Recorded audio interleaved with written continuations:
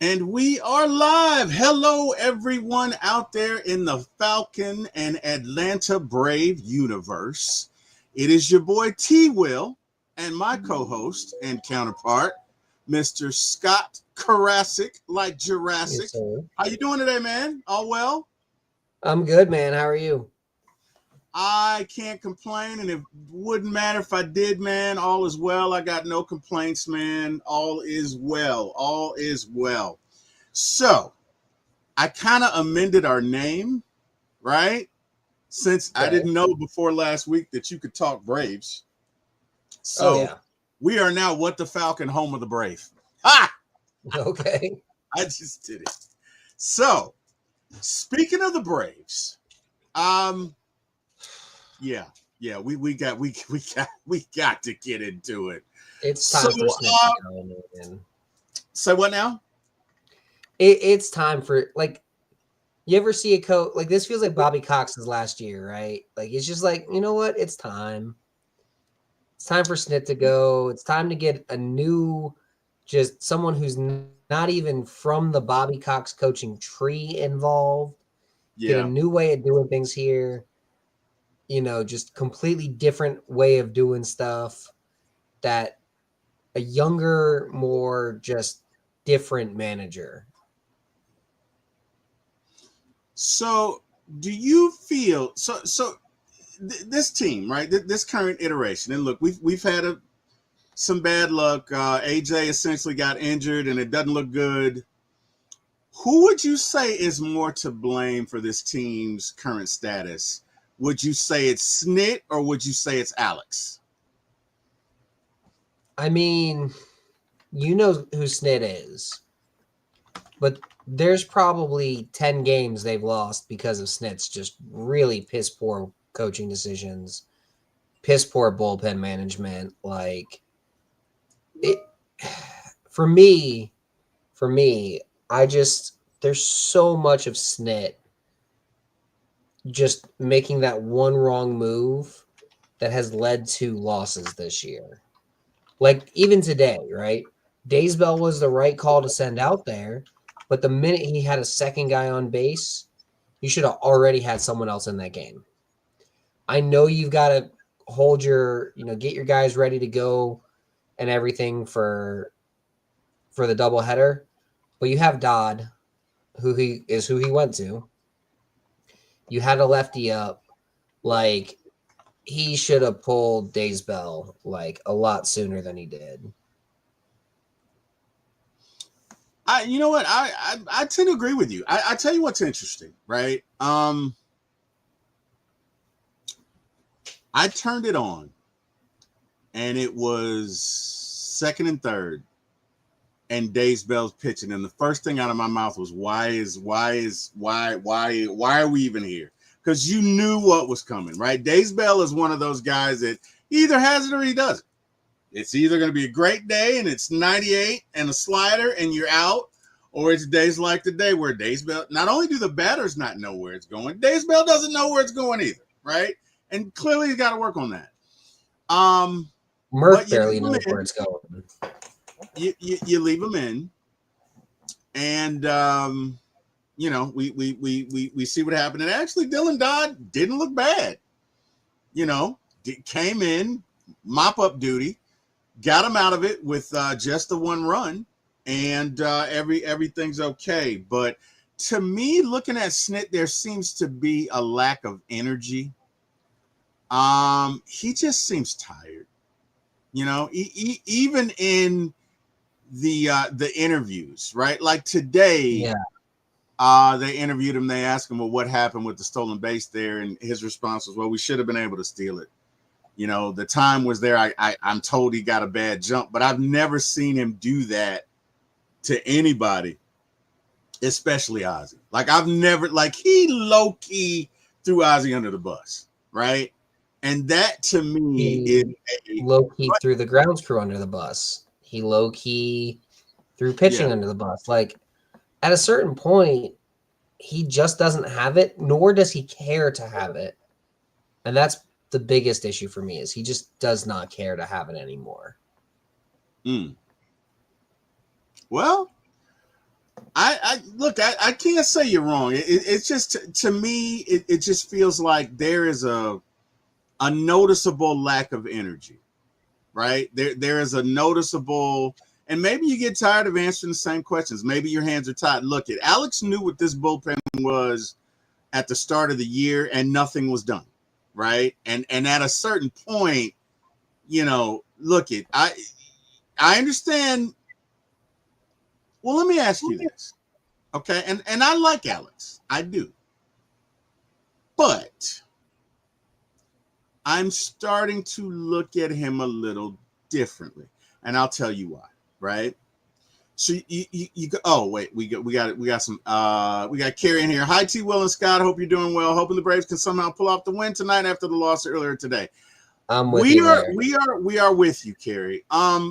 So last year, right, end of the year, Alex says, and I quote, "We are okay with Jorge Soler and Ozuna being on the same squad. We're okay with that. We're fine with it." First thing he does, trade Soler, right? That's one. Number two, the payroll will definitely go up. Scott, I don't know if you're aware of this, but the payroll did not go up. Nope, went down. Yep, went down. That's number two. Number three, and I quote, the coaching staff will not change. And again, within the first month, whammo. So what I will say is I do think Hires is the better coach. I do think they made the right move changing the hitting coach. However, I'm sorry. It takes a while to adjust with your hitting to the new style. Agreed. I don't think that the modern game is what it needs to be. I think if they took honestly a 90s approach to hitting, where it's like just get the hell on base, it's okay if you don't hit a home run. Like, hey, just hit it to the gap, hit it to the, get in the infield, get on base, get a hit, and cause chaos. It's okay to play some small ball. I think they'd be a much better team. This team is not built to be a 45 home run from 6 different guys kind of team, right? This team is built to be a get the hell on base and get the guy in kind of team. This is a doubles team, not a homers team. There's not enough guys with power. Agree. Well, I mean, I don't know if we lost. I honestly don't know what we are, Scott. We're just 2 years removed from damn near setting a home run record, and basically you have the same guys. I don't know what the hell we are, but what I will say is I agree with you that if you're changing your approach, it's going to take a while, and that's coming along. My disappointment is in the bullpen where we went basically to the Dollar Tree, to get some arms, and to quote my father, "Love you, Dad. You get what you pay for." Right? Got like 6 different guys to trade for this. I mean, you need a closer, you need a 7th inning guy, you need a 5th inning guy. Like you need, you need at least 3 guys. At least. Question. You ready? And this is directed at Snit. This isn't directed at you. Okay. You ready? Why the hell is Kimbrel not up here? What the hell? What the actual hell? Why is Kimbrel not up here? Can anyone answer that for me? Because I don't get it. I don't. Maybe you can help me understand. I don't. I mean, I don't know why they activated Peterson instead of Kimbrel, but that's a whole other question mark. Like, I couldn't tell you. I have no idea. I don't know why they didn't call back Elder up after AJ Smith went down. Wait, they didn't call him up for tonight? No, they'll probably call him up in the next couple of days. Yeah. They'll probably wait till it's his spot in the rotation and call him up. Yeah. King Richie says, "What's good, family? Hey, Carrie. Hey, Carrie Braves for the win. Falcons gonna hunt." I get it. I love it. King Richie. Mike says, "Fellas, what up, Mike?" So, Scott, talk to me. I'm so disgusted. I'm just disgusted. Talk to me about let's say if you do make a move now, right? Because you're pretty much on the train of Snit's gotta go, and it needs to be sooner rather than later. So if you do remove Snit, who are you replacing them with right now? Is it Walt Weiss? Right now, yeah, absolutely, Walt Weiss. Okay. Walt Weiss is your next in command, and I think he would be a very different thought process. And I think he'd be a much bigger energy. And I think you'd be like, oh, why didn't we make this move sooner? And let's not act like Walt Weiss was a bad coach either. He had some awful Rockies teams. Yeah, he did. That he brought to pretty close to 500. Yeah. Yeah, he you did. know. So he took over a team in a bad area and got them to be decent. I think you could at least be like, hey, he deserves a shot. Yeah. What's the worst that can happen? I agree. Deke says TMX. What up, Deke? Carrie says hi, everyone in the chat. So I'm looking. We clearly need bullpen help. Do you think, in your honest opinion, do you think that we have the horses necessary to go and get three bullpen arms? Do you think we have the collateral in trade to do that? I mean, we do, but do we want to burn it on 3 bullpen arms? Or do we want to just say, hey, this guy might be a really good bullpen guy moving forward? I don't know who that guy is, but, let's say Elder goes back to being the 2021 All-Star or 2023 All-Star version of Elder. And he's just, goes out there, gives up 2 runs and 6 innings every week or every game, and that he's out there and just does what he's supposed to do. We'd all take that, right? You're gonna have to depend on Elder now, because from what Snit was saying afterwards, it does not look good for AJ. So for those of you in the chat who didn't see it, AJ apparently felt a pop in his elbow or in his arm, which is never good, which is usually what is that? What's that surgery, Scott? Help me out. Tommy John? Tommy John. Yeah. Your ulnar collateral nerve or ligament. And yeah. So he's probably gone for the year. And what are we in June now? Basically, probably half of next year. He's gone for the that's at least 18 months. We probably won't see him until 2027. Yeah. Pretty much a bet, right? King Richie says Acuna needs help. He does. Christy says happy Falcons Friday Eve. What up, Christy? How you doing? Hopefully all is well. Acuna does need help, but he has it. He just needs these guys to start hitting behind him. Yeah, I think the offense is coming. I do. Yeah, I do. I think the offense is coming. I mean, they scored 4 runs early. Right. It's 4-2. You come back, you get 4. You can't then come back and just give up another run. Like that's on the bullpen. That is squarely on baseball. That's disheartening. Yeah, it is. It really is. It really is. So, you gotta that bullpen has to be addressed. Looking at who we have in trade, obviously Drake Baldwin is not going anywhere. No. Maybe you're looking at, and I hate to say it, but J.R. Ritchie is somebody who jumps out. What's the kid throws a fastball? I can't think of his name. Jesus. Lara? Nah, he's had issues, and he's just kind of what's his? Oh my goodness, Jesus! Let me look up their prospects. Braves tops. I can't think of his name, but you're gonna have to give up. And the thing about it, like at the trade deadline, prospects, huh? We talking Waldrop? Yeah.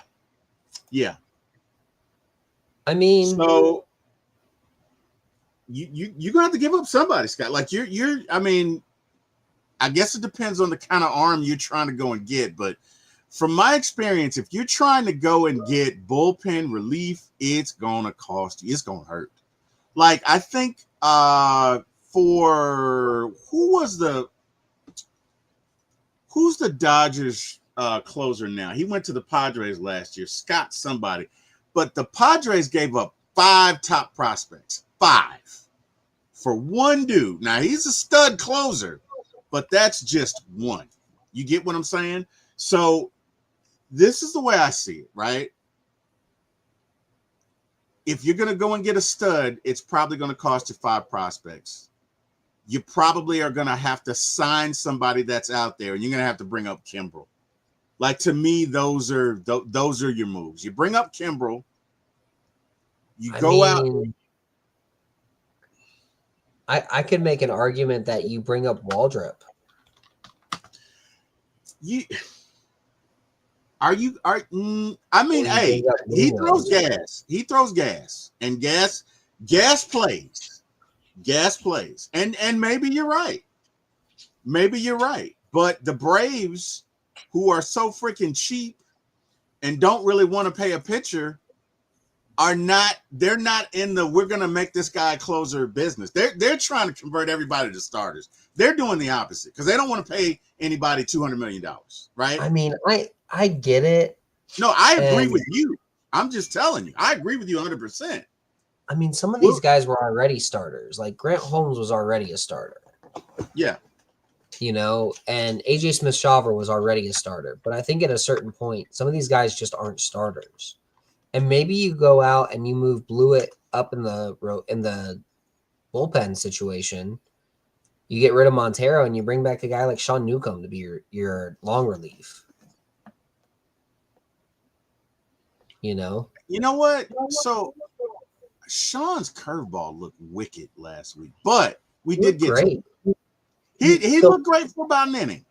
He looked great for about an inning and a half, right? 2 innings max. He looked pretty solid. Long relievers with a team like the Braves shouldn't be going more than 2 innings anyway, right? Yeah. Unless there's an injury. So in a situation like outside of like what we had earlier today, I mean, Newcomb would be great. He can go 2 innings. That's all you need him to do. I'm not against it. Because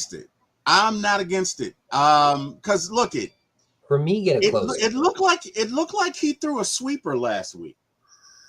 I remember him having a dynamite curveball, but I remember it being more north to south. He threw some east to west. It looks like he was throwing sweepers, which I mean it's all the rave. But if he can do that, trying to be a sweeper, but yeah, slurve, whatever. If he can do that though, Scott, he can get guys out, right? I'm okay with it. I mean, it can't get any worse, right? So I mean, I'm okay with it. Let's see. Michael says, sounds like you just want a shiny new toy, T. Will. No, I just want a shiny new bullpen. I want to get some guys out, Mike. I mean, come on, it's 4-4. We just tied, and then I knew it when I'm not watching the game. I'm getting back from Sam's. I turn on the TV. Soon as I saw Daysbell in second and third, you know what my response was? Oh, shit. Literally, that's the first thing I said. And the frustrating thing is, if Joe Jimenez was healthy, that game's won. Yeah. But, like, you know, there's like 8 or 9 games this year where you're just like, man, if we had someone as just solid as Joe Jimenez, I'm not asking for anything crazy here. Give me Joe Jimenez. Mm-hmm. We win that game. Hey, man, there were guys out there, right? And I know we tried to sign some guys, but there were guys out there. You just got to get that done. You can't go into the year with the bullpen that we have. We knew it was going to be an issue going into it, and it's turned out to be exactly what we thought it would be, right? Starting pitching, I have no issue. Our starting pitching for everything that we've gone through has been, hey, you get no – even Bryce Elder, who I expected nothing from, absolutely nothing, has been decent. Yeah.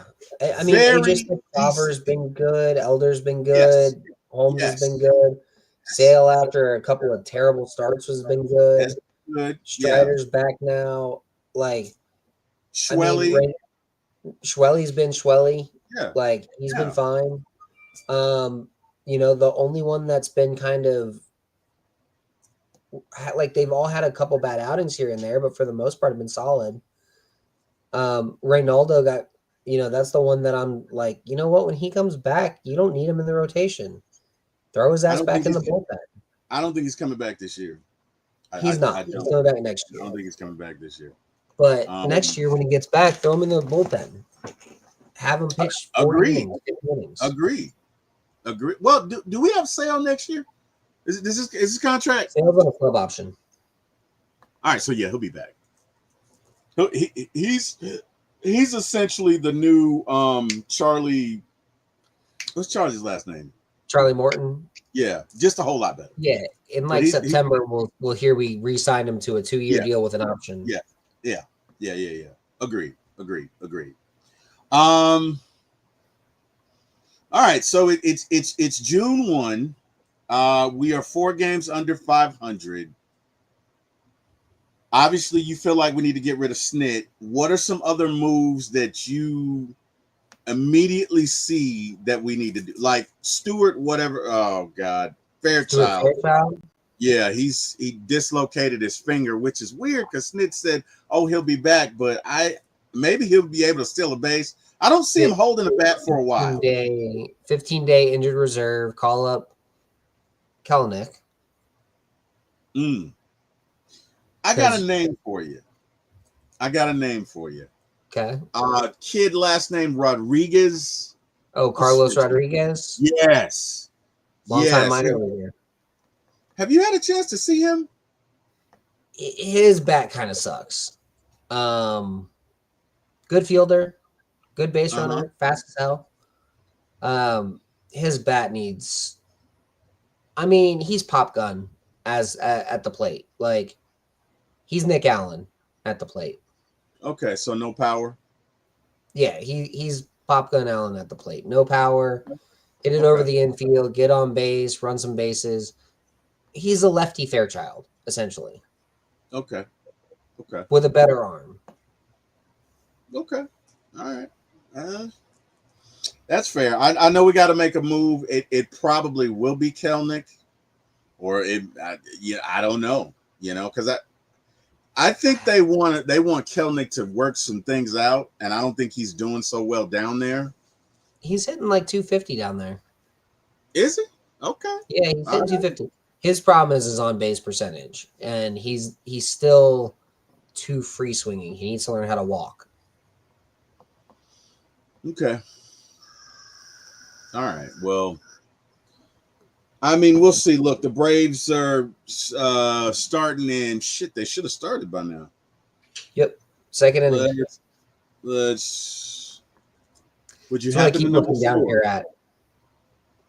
It's 0-0 in the bottom of the second. All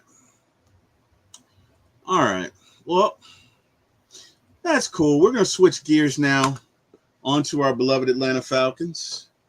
And I have some questions for you, my friend. So,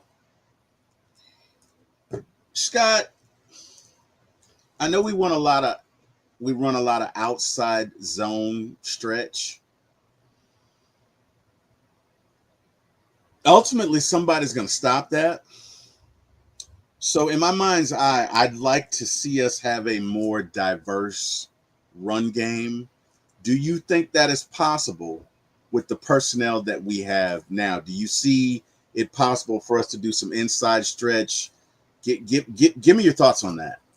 So zone running is going to be the bread and butter. They'll probably still run about 70 to 75% zone.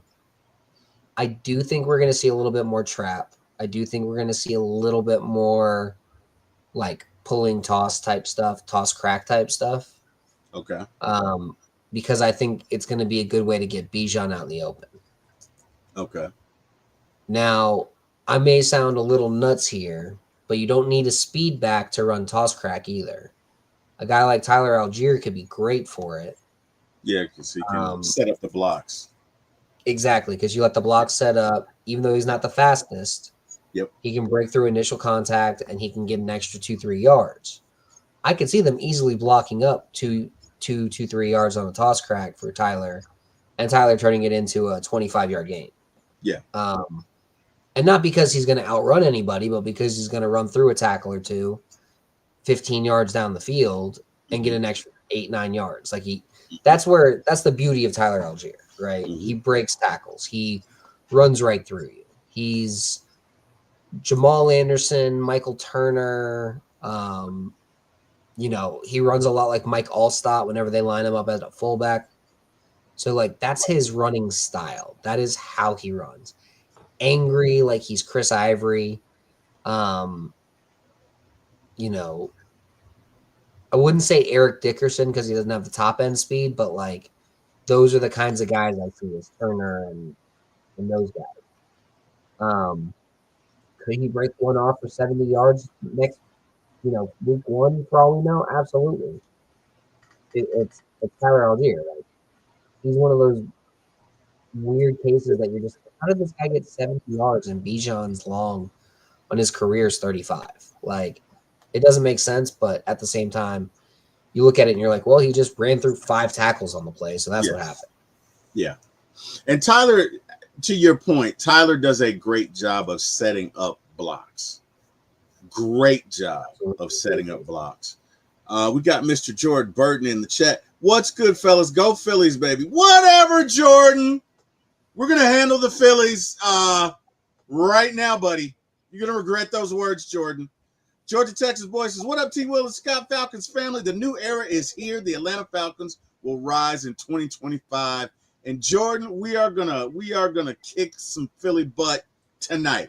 I know we haven't done it thus far, but we're gonna do it, my friend. So mark my words, Jordan. If we don't, there's a real do they need to do a backstage players coup? That's my only thought. Yeah, I don't know. All right, so let me ask you this. It is Zach Robinson's second year. Talk about some things that you'd like to see from him going from year 1 to year 2. I'd like to see him use Kyle Pitts more as a big slot. Okay. I'd like to see him utilize more switch releases from Drake London and Kyle Pitts together on the same side of the field. Okay. Because I think he's been underutilizing Pitts, not fully understanding his strengths. And I think this past year really kind of helped him understand a lot better. Okay. And I do think he's going to expand London's route tree a little bit, which is only going to help the team as well. Especially on routes like corner. We're not going to see a ton of 9s from London. That's just not his game. But corner and posts, London gets open. So I think we're going to see a lot more of that.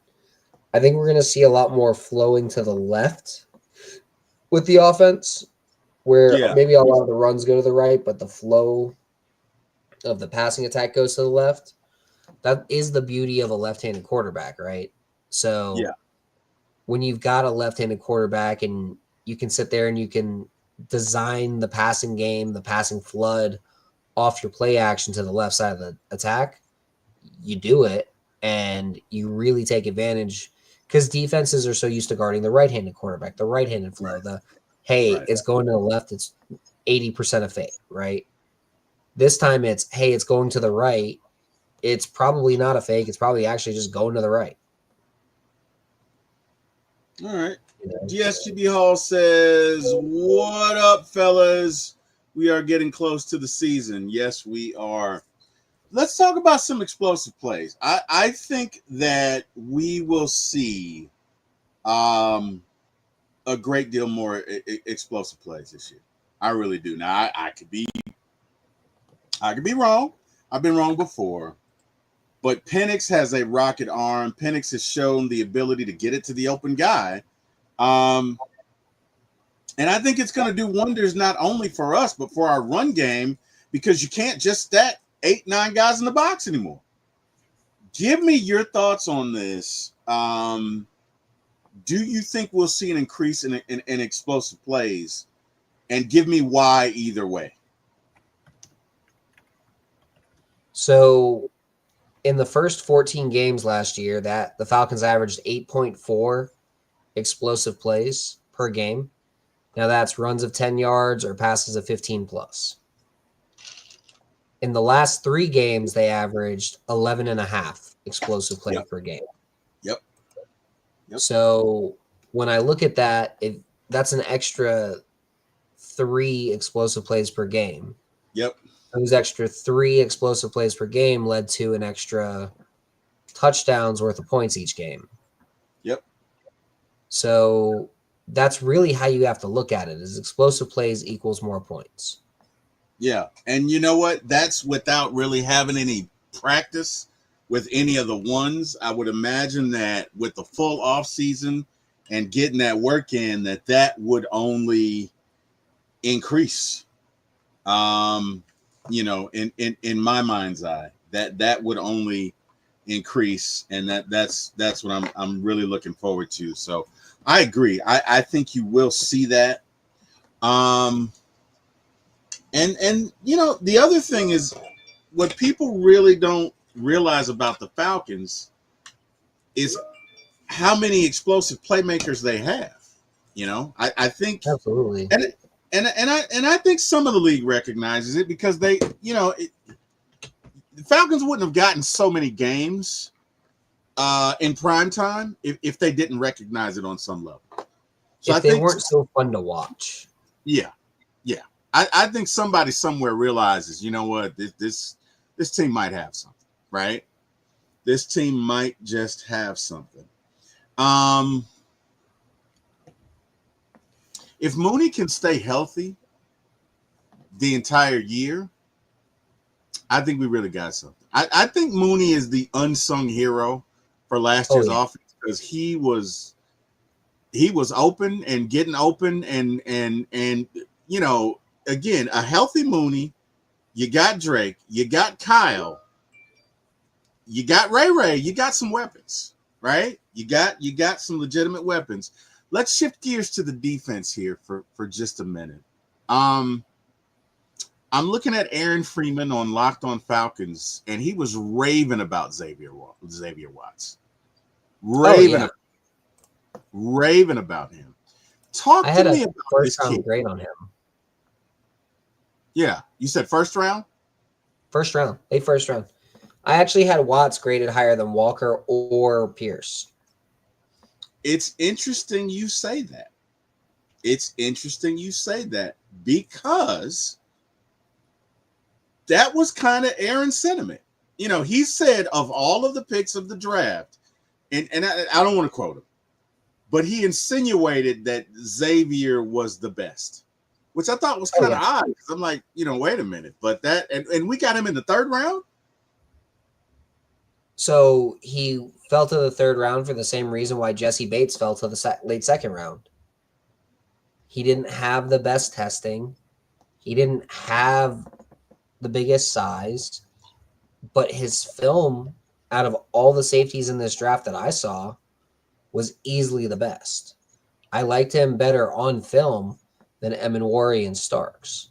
And I really like Starks, and I loved Eminwari. I saw Eminwari as like the next Sean Taylor. But just in terms of translatable film that was ready to go for this year, Watts is there. As far as future potential, he's one of those high floor, low ceiling kind of guys, but his ceiling is still that of like a 3-time Pro Bowler. And again, I had a late 1st round grade on him. Okay. And I still, like, when he was there in the 3rd, I was like, if the Falcons are trading up, they're trading up for one of 2 guys. It's got to be either Jared Wilson or Xavier Watts. Okay. And then when Wilson went the pick right before, I'm like, this has to be Watts. I don't know who else it would be. Like, maybe Billy Bowman, but I think it's Watts. And then when Bowman was there the next day and they took him at 118, I was like, thank God my gut was right on Billy Bowman and the Falcons fit. Like, because, like, to me, those 2 guys, it's not just Watts that makes sense, though. It's the fact that Bowman could probably come in and just steal the nickel spot. Yeah, dude, Watts is absolutely day 1 ready, Mike. Absolutely. Like, I can see I could see him starting day one of training camp. Like, that's how good he is and how just football smart, high. Like, my notes on him were extremely high football IQ, takes risks, but not like, or takes chances, not risks, which means like, even if he's gonna make a play on the ball, he already knows he's got another guy back behind him to cover for him when he makes that play. Okay. So that's a chance, not a risk. Like, hey, I'm gonna take a chance at this ball for the pick, but I know you've got coverage on him in case I miss it. So that's the kind of player he is. And then just ball hawk was the third thing I had on there. Dude's a ball hawk. Is he the absolute best guy out of all these in coverage? No. Is he the absolute best guy? Is he the absolute best guy in run stuffing? No. Can he blitz? You don't want him blitzing. But on the flip side, like, he's like 90% there in everything except for blitzing. Blitzing, he's like 20%. But everything else, he's like 90% there. He can stop the run. He can play coverage. He can play deep third. He can play deep quarter. He can play deep half. You can play cover 2, cover 3, cover 4, cover 6. Whatever you want him to do, he can do. And when I see the Falcons with Watts in their defense in my head versus without, with like a Justin Simmons or someone else, it's a completely different defense. Imagine having a second Jesse Bates out there, but more of a coverage-oriented Bates versus a do-it-all Bates. Okay. Because Bates can blitz. Bates can play the run. Bates can take those risks, do all of what he needs to do. I think Watts is more of a coverage-oriented versus a do-it-all, like a all-around oriented. Okay. But they're both excellent. They're both guys that should, in my opinion, they both should easily end up being, by the end of the year, top 15 safeties. Watts probably closer to 15. Bates probably closer to 2 or 3. Okay. That's fair. So we got Albrecht. We got Zach Robinson, who's now in year 2. Obviously, Raheem. Talk to me about this Falcons coaching staff and what you see for them, and specifically from the perspective of, we went to Denver last year and got embarrassed. We got out-coached. First of all, we didn't take the right approach because we got there late. Nobody, like, it just dumb. We went to Washington. We didn't use the timeouts. These seem like rookie mistakes. Do you think Raheem specifically has learned from these lessons? Do you think he will be better in year 2? Give me your thoughts on that, on the coaching staff in general. So you could tell it was a first-year defensive coordinator, a first-year head coach, and a first-year offensive coordinator last year for a lot of the season. As much as I love as much as I love Robinson, and I was willing to give Lake a chance. I was willing to give him a chance. No, I get it. Lake was a first-year NFL defensive coordinator running his NCAA concepts. Mm-hmm. Ulbrich has been a defensive coordinator for 4 years. Right. He's not a first-time defensive coordinator. No, Ra sir. is now in his 5th year coaching, but really his 2nd year coaching because of how much difference there was. Yep. Robinson is only in his 2nd year as an offensive coordinator. Mm-hmm. So you develop a lot of things in your first year that you improve on in your 2nd year. And you see it for players that way too, right? Michael Vick's first year, not exactly the best as a starter, but he did okay. 2002 came around, completely different player, became an electrifier. Matt Ryan, 2008 came around, was a solid quarterback who had some flashes. 2009 comes around, way better player. Yeah. I think we're going to see a lot of that with guys like Penix. We're going to see a lot of guys better in the scheme. We're going to see better play calls from Robinson. We're going to see Ulbrich come in, and yeah, it's first year in his scheme, but he knows what he's doing. He's got his scheme set in, right? He knows Right. how he wants his players to attack. He knows how he wants his players to play. So just taking it all into account, I think it's a much better setup team this year than it was last year. What concerns do you have about this team? As of right now, not many. Obviously you got to stay healthy. That's the big thing. But this is probably the most complete roster I've seen the Falcons have since that 2012 team. And honestly, it's a good bit deeper than that 2012 team. It might even be as good as that 2010 team, but a better defense. And I love the 2016 team. Don't get me wrong, but I think that 2012 team was a better team than the 2016 team. I've heard that. I've heard that from several people. I just, as a whole, I think it was a better team. I think the 16 team had a better run game, and that's what made it a better overall team in terms of total results. But that 12 team had a way better defense. It wasn't even close. If you give the 16 team the 12 team's defense, that's a Super Bowl winner instantly. Yeah. And that's kind of where I'm at with that, right? And that's where I look at it with this year's team. I think this defense is very similar to that 2017 defense, where it has all the right pieces. They all seem like they fit. They just need to show it on Sundays, right? And the offense is they've got all the right pieces. It's the offense to me is a lot like that 2012 offense. But again, better run game.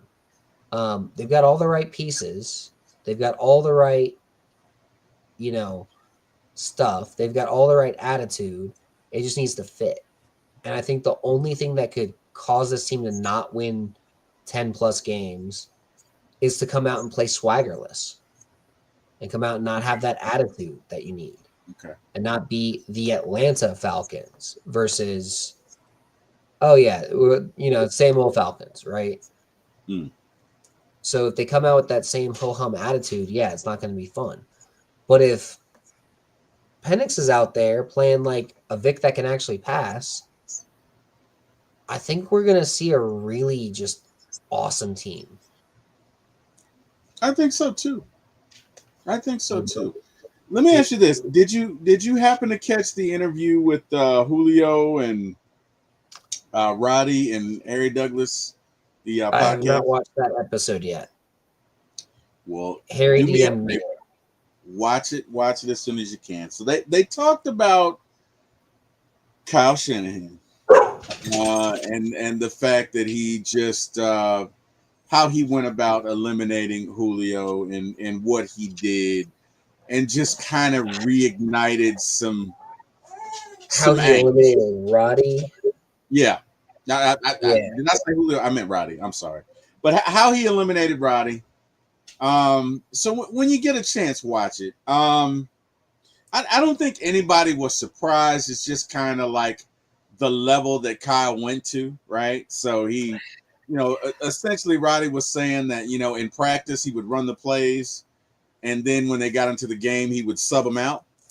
And when he went to him to talk to him, he was like, "Well, I just don't see you as an option." And Roddy was like, I don't know. I don't know what Kyle was thinking in his mind. Kyle to me seems to have a bit of an ego. Yep. And Kyle is kind of a my way or the highway kind of guy. Yep. And that's proven to get him only but so far.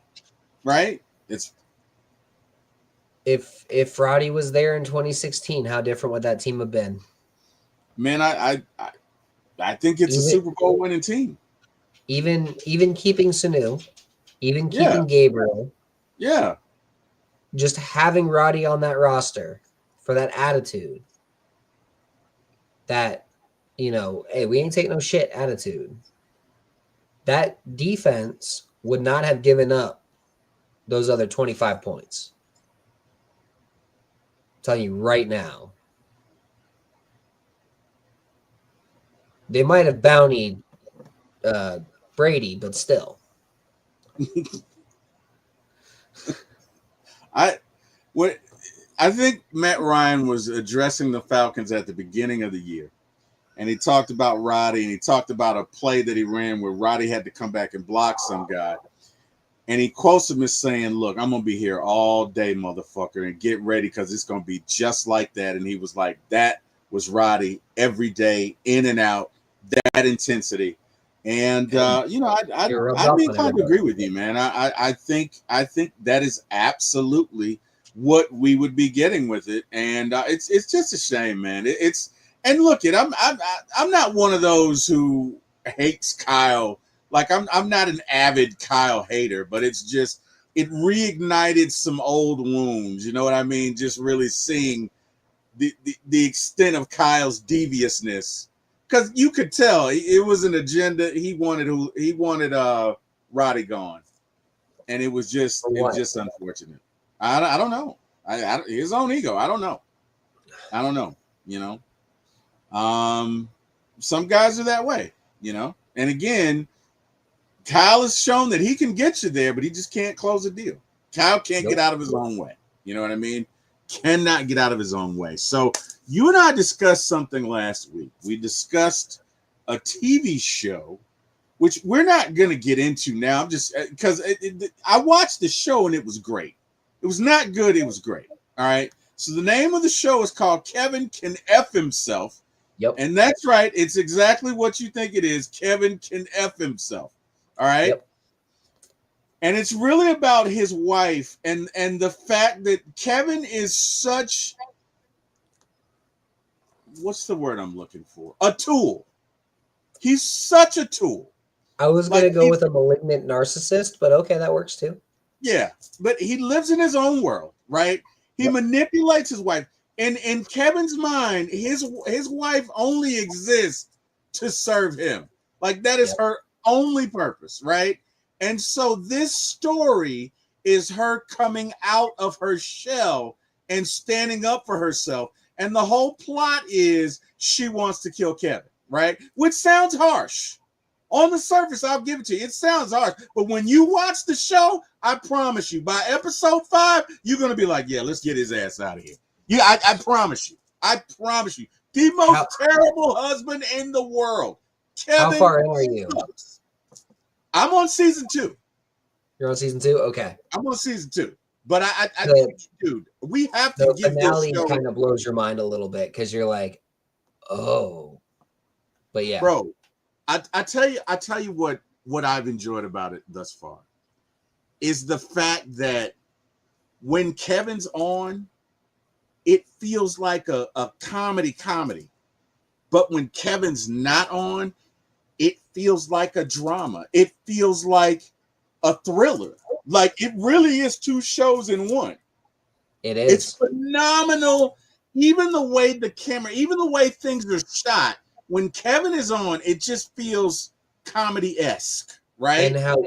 how when each character falls out of his bubble, Yeah. their sitcom side goes away.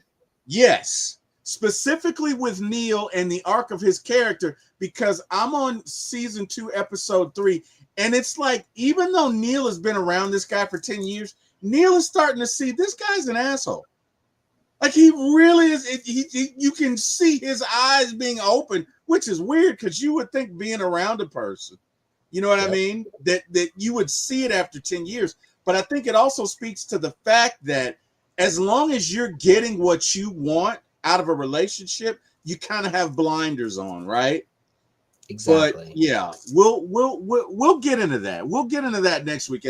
Look, we gotta set aside an hour, Scott. That is a great show. That is not a good It's so show. good. That is a great show.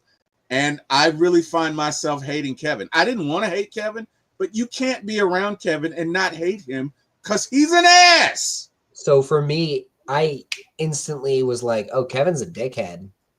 And this is his point of view when he's on the I, screen. I instantly got that because I was like, dude, this guy's an asshole. But I've met a lot of dudes like that. you know what did it for me was was episode 4 when she's telling the story of her being fired because Kevin thought she was having an affair with her 60-year-old boss, and the shenanigans that ensue. Kevin is a manipulative bastard, right? But He's the worst, man. She says he took that away from me, and he just continues to get away with it. And oh my God, it's the way she laid it out. Scott, I'm not lying, and I'm not exaggerating. I might whoop Kevin's ass. Like, I don't like him. I don't like him. Anyway, we got to set aside some time. So look, it you and I, we need to put it together because next week's show's got to be 2 hours. One of them will be on Kevin, and the other one will be on whatever the hell we wanted to be on. Shit, Atlanta's up 4-0. Hey, Jordan, take that. Somebody had to hit a home run or something. Yeah, Ozzy just hit a homer. Ozzy did, yeah. Yeah, take that, Jordan. 4-0.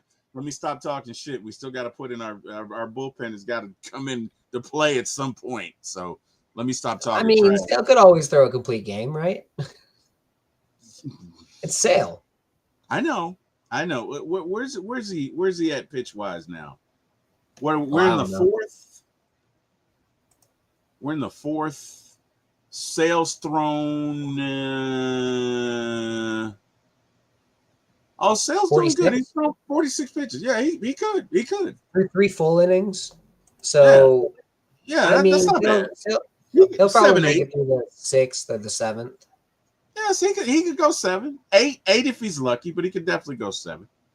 Well, they didn't in the first game, so that's helpful. Yeah, no, he's going to have to go. Iggy or Lee, I think. You said what? They hadn't used Iggy or Lee. All right, well, that's good. Well, look, if he can go 7, there you go. Lee to Iggy. There you go, right there. If he can go 7, throw Lee in the 8th, Iggy in the 9th, and we're good to go, hopefully.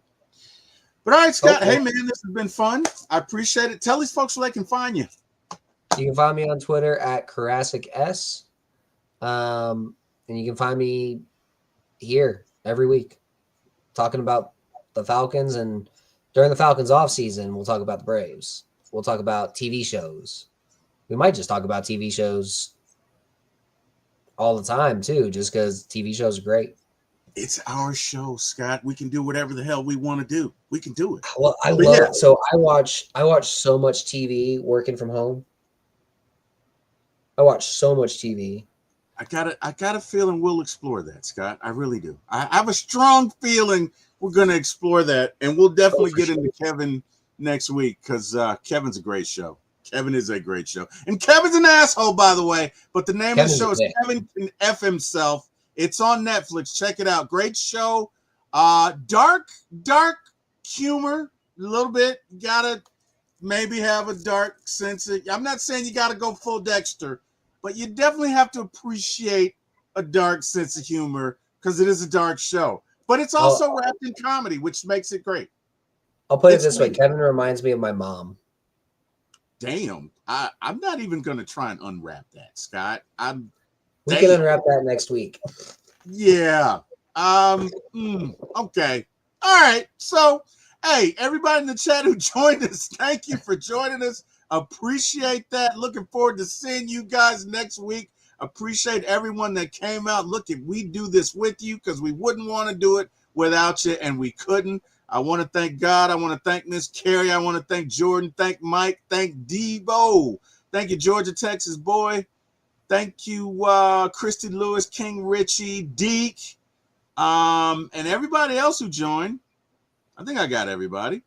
So, yeah, you guys have an amazing day. Thank you for joining us. I want to thank God for waking me up this morning, giving me the ability to do this and giving me this show. Last but not least, I want to thank Mr. Jack Spade and Eric Parker for giving my start in this business. You guys have an amazing weekend. Stay safe, and we'll see you tomorrow. Good night, everybody. Go Falcons. Go Braves.